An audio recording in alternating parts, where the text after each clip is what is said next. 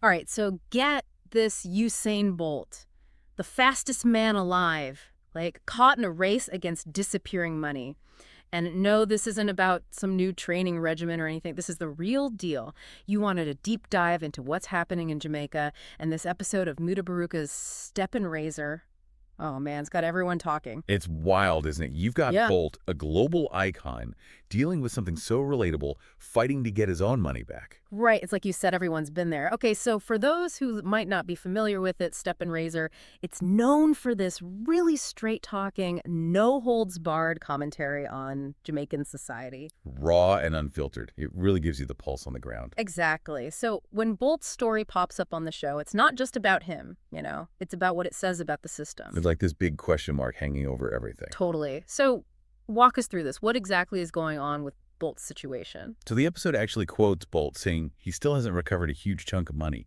And get this, there's this quote, 80-year-old women checking their bank accounts every day. Wow. Okay, so that paints a pretty clear picture, doesn't it? It's not just Bolt. Exactly. It speaks to this deep distrust that's kind of always simmering under the surface in Jamaica when it comes to financial institutions. Right, like that feeling you get when your internet cuts out, but instead of missing your favorite show, it's your life savings at stake. You got it. And the episode ties it back to Jamaica's history with financial scandals. Like the whole FinSAC crisis back in the late 90s. Ah, right. The collapse of those institutions, the impact it had on people. Yeah, those scars run deep, man. Bolt's situation, even if it's on a larger scale, brings all those anxieties back to the surface. It's like this underlying current of distrust that colors everything, right? Even something as basic as banking. Exactly. In this episode, it doesn't shy away from exploring how that distrust spills over into politics, does it?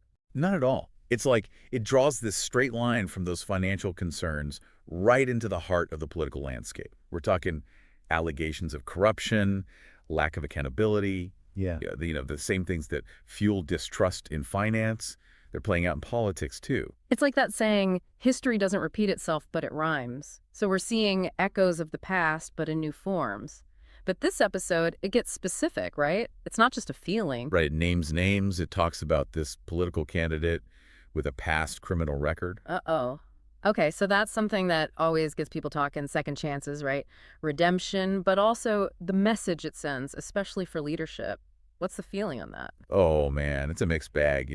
Some folks are totally against it, questioning the candidate's judgment, but then there are those advocating for rehabilitation, saying people can change. It's a debate that goes beyond Jamaica, for sure. Yeah, totally. Like, look at Judge Joe Brown, former judge, had his own TV show and all. He had a criminal record earlier in life. It's about how we choose to view people who've been through the system, isn't it?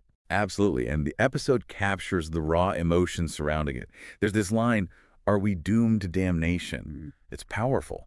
This feeling of being trapped, like, can things actually change? Doomed to damnation heavy stuff. It makes you wonder who you turn to when you're wrestling with questions like that.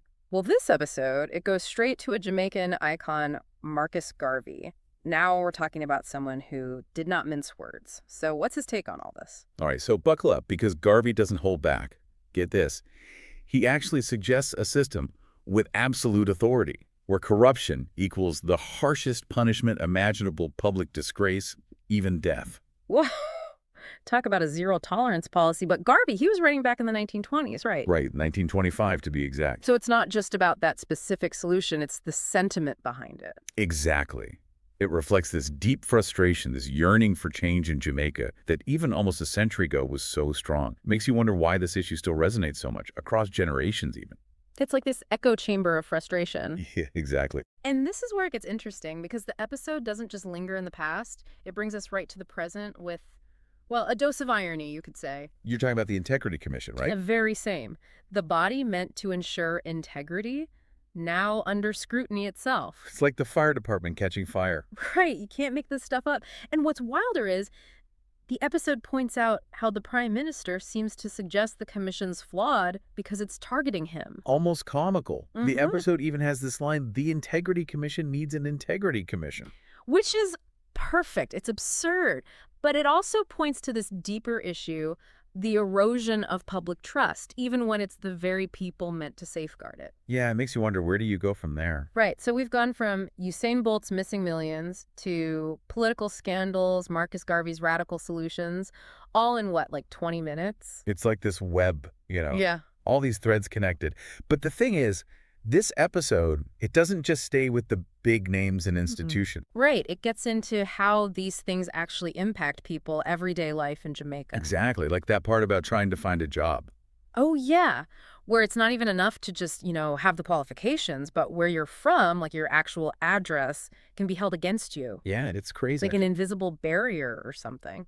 The episode talks about this feeling of being judged before you even walk in the door, just based on your background. Which goes back to that whole cycle of distrust, right? Yeah. And inequality. Totally. It's like those in power, the ones with the opportunities, they're stuck in that same loop of suspicion, too. It's like they say, you can take the person out of a certain environment, but can you take that environment out of the person? Makes you wonder if even finding work is impacted by all this. How do people cope? That's where Mutabaruka's show is really interesting, because it doesn't shy away from the difficulties, but it also captures this, this resilience that people have. Right, like that human spirit. The episode talks about the stress, the frustration, even feeling overwhelmed by it all. But there's this undercurrent of hope, too, finding ways to deal with things, Yeah. whether it's through humor or finding the good in the everyday. You find the joy, right? Exactly. It's like they say, laughter is the best medicine, even when it feels like the system's working against you. But speaking of systems, this episode tackles another big one, the pandemic. Oh, yeah. And once again, it's viewed through that lens of, distrust, questioning authority. Right. There's a whole part dedicated to, where did all that COVID relief money actually go? Yeah, that was something I was thinking about because we saw that debate happening everywhere, globally even. Totally. And this episode, it doesn't just make accusations. It gets into specifics. Which is important. Right. Like it mentions unused vaccines. Yeah. Questions about how certain corporations actually made a killing during lockdown. Profiteering from a pandemic. It all goes back to that theme of accountability, or the lack of it. And when something like a global crisis, a pandemic, becomes potentially a breeding ground for exploitation. It just makes that cynicism even worse, that feeling of being let down. For sure. It's heavy stuff, even for a deep dive like this. But this is where, your expertise really comes in, connecting these threads. One thing I found interesting was how the episode went from the heaviness of the pandemic to something seemingly lighter, talking about traditional African names, their meanings. It felt like, I don't know, like a breath of fresh air, a celebration of heritage, I think that's intentional. Like a reminder that even within all this social and political stuff, there's space for personal reflection, cultural affirmation. Right. Recognizing that identity is complex, what it means to be Jamaican in the world today. I'm glad you picked up on that because it's easy to get caught up in the heavy stuff, but that segment felt like, a reminder that there's more to the story. It's about who you are, your roots, and how you navigate the world with all its messiness. Exactly. It's about reclaiming narratives, defining yourself, which, when you think about it, is a powerful thing, especially in a place like Jamaica, grappling with its history, its colonial past. It makes you think. It does. About the weight of history, the search for identity, all of it. This whole episode, it's a lot to process, but it's also really stimulating. We've gone on this journey through Jamaica, from the streets to the halls of power and back again. And through it all, these universal things keep coming up. The desire for fairness, for equality, holding those in power accountable. So important. It's a good reminder that, even though this episode's about Jamaica, these are conversations happening everywhere, globally even. And they're conversations worth having. It's like we open this massive bag of ideas, right? Yeah. And now it's like, whoa, there's so much more to think about. It's that spark, that curiosity. This episode, it really gets you going. For sure. And speaking of things to think about, there was that part, remember? About Jamaica potentially becoming a republic. Oh, yeah, that's a big one. Huge. It's like this whole other chapter, right? Moving away from its colonial past. It makes you think, what would that even look like? Ah. For Jamaica, on the world stage. Yeah. Would anything really change? So many questions, like opening a door, but also maybe looking back at things in a new light. Yeah. And that's what makes this episode so fascinating. It's not just about now, it's about the journey. Jamaica's story. Exactly. And that search for, self-determination, for a future that's not tied to the past. Yeah. That's something that goes way beyond Jamaica. It's universal, isn't it? That desire to carve your own path. Totally. So even though we've just looked at this one episode, the snapshot of what's happening in Jamaica right now, it's clear that these conversations, they matter. They do. And they have this way of making you think about things in a whole new light. So as we wrap up here, I'm curious what really stuck with you. What questions are you left with about Jamaica, about these global issues, about your own place in everything? Because that's the thing, right? This journey of understanding, it never really ends. It's always evolving, like Jamaica itself. Okay, so you ready for this one? Today we are diving into a podcast called Tales from the Teaya Trenches. Interesting choice. Right. They're this couple, and they basically turn their arguments into this, hilarious form of entertainment. Sounds intriguing already. It really is. I was hooked from the first 5 minutes, and I bet our listeners will be too. We're starting with this episode called Fighting Fair, where they jump right into this argument about, you won't believe it, picking a movie. Oh, wow. That's relatable. Tell me more. So Kim, he's all about action, explosions, the works, and Talia is so over it. But it's not even just about what they're arguing about, it's how they're arguing about it. Ah, I see. So it's about their communication style. Exactly. They tell the whole thing like it's a funny story, like they're both in on the joke somehow. That's interesting. It sounds like they found a way to kind of detach from the negativity of the argument itself. Right. And they're not afraid to poke fun at themselves either. Yeah. They joke about Talia's pillow throwing skills and how Tim can sleep through anything, even a rom-com. It sounds like they're very self-aware, which is always refreshing. Totally. It makes them super relatable. But here's where it gets really good. They actually start talking about compromise. Ah, the C word in relationships. Everyone says it's important, but how many couples actually do it well? Right. And they don't sugarcoat it either. They're honest about the fact that compromise isn't always pretty or fair. And that's probably what makes it resonate with people. Because let's be real, compromise can be messy. For sure. But with them, it somehow still feels kind of heartwarming. They might not have all the answers, but they're figuring it out together. It's that sense of partnership that really makes a difference, isn't it? Instead of being adversaries, they're on the same team trying to figure out this whole being a couple thing. And they make it entertaining. So how did Tim and Taya go from throwing pillows to actually agreeing on a movie? Well, it involves a bit of strategic planning on Talia's part. Let's just say she knows when to strike. Strategic planning, huh? Does that qualify as fighting fair?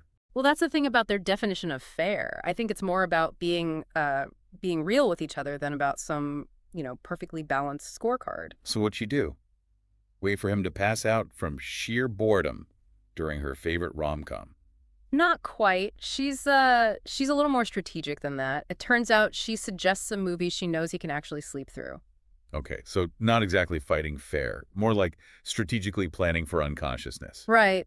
But that's the point they're making, I think. Most couples would never admit to something like that. Too busy trying to make it look like they always, compromise perfectly. Exactly. And that just sets unrealistic expectations. I think Tim and Talia's approach is refreshing because they're showing us that it's okay to not be perfect. It's like they're giving everyone permission to be a little bit messy. Exactly. And you know what else they touch upon? This idea of turning those arguments into funny stories later. Oh yeah, they talk about that a lot. It's like their superpower or something. Yeah. Right. It's like they're choosing how to remember these moments. Instead of letting them turn into resentment, they turn them into shared jokes. Which honestly is kind of brilliant when you think about it. It's like taking all that negative energy and transforming it into something that actually brings them closer. Exactly. And there's actual science to back this up, too. Studies have shown that couples who use humor during disagreements tend to have higher levels of relationship satisfaction. So they're not just being funny, they're actually onto something. They really are. And I think it goes beyond just the humor, too. They genuinely seem to see these disagreements as opportunities to learn about each other. Even when it gets a little heated. Yeah, even then, there's this underlying sense that they're in it together, and that's really powerful to see. It's like they're saying, hey, we might drive each other crazy sometimes, but at the end of the day, we're on the same team. It's weird, isn't it? After listening to them argue for like half an hour, I almost kind of want to start an argument with someone. Uh-huh. I get what you mean. It's like they take all the scariness out of it. Right, like arguing is just this normal, even kind of fun part of being a couple. That's a good point. I think a lot of couples see conflict as this big, scary thing. But Tim and Talia are showing us that it doesn't have to be that way. Yeah, as long as you approach it with the right mindset, I guess. Exactly. It's not about avoiding disagreements altogether. It's about learning how to navigate them in a healthy way.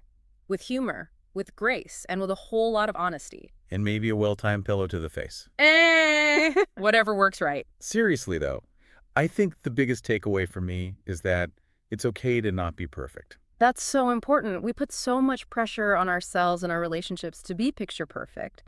But real life is messy. And that's okay. It really is. It's in those messy, imperfect moments that we often learn the most about ourselves and each other.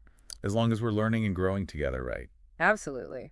And having a few laughs along the way. This deep dive into the Shem Teaya trenches has been enlightening, to say the least. I'm not sure I'll ever look at arguments the same way again. I think that's the mark of a good deep dive, when it makes you rethink your own assumptions and approaches. Totally. So, any final words of wisdom for our listeners before we wrap things up? I'd say next time you find yourself in a disagreement with a loved one, take a deep breath. Try to find the humor in the situation and remember that it's not about winning or losing. It's about understanding each other a little bit better. Beautifully said. Well, that's a wrap on another deep dive. Thanks for joining us on this wild ride through the hilarious and heartwarming world of tales from the Shem Teaya trenches. Until next time, keep the conversation going, and don't forget to laugh a little.